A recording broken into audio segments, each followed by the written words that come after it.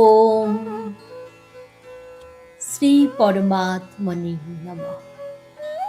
গুরু মহারাজের শ্রীচরণে জানাই আমার শত কোটি প্রণাম।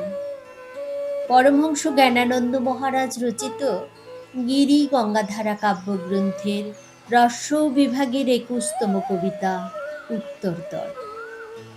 এই কবিতায় যোগীবর বলেছেন, উত্তরতট রামঘাট নামে পরিচিত, যেখানে শোনা যায় দিবা রাত্রি পাহাড়ি ঝর্ণার মধুর শব্দ।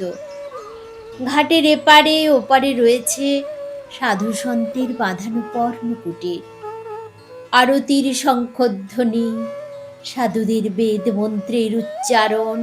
এই অপূর্ব পরিবেশে ঝর্ণাধারা যেন ওমকার নাদে বিজয় বার্তা বহন করছে।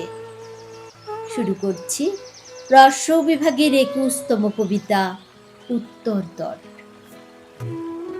উত্তরতট রামঘাট নামে তার পরিচয়পত্র।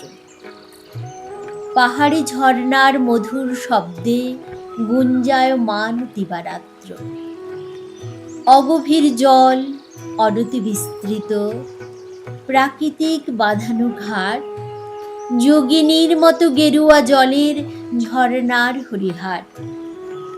কোন পুণ্যাত্মার পুণ্য প্রতাপ, কলিকা ফুলের মেলা, মৌমাছি আর প্রজাপতিদের চলে অবিরাম খেলা।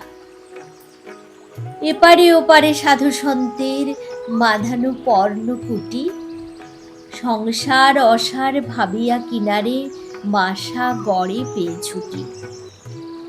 গোচারণ ভূমি আশেপাশে কত, আরতির শঙ্খধ্বনি, বেদ মন্ত্রের হয় উচ্চারণ, জলে সাধুদের ধুনি। ঝর্ণার ধারা ওমকার নাদে বিজয় বার্তা দানে। জ্ঞানানন্দ কহে, হে অমৃত পুত্র, কল্যাণ শ্রীহরি ভজনে।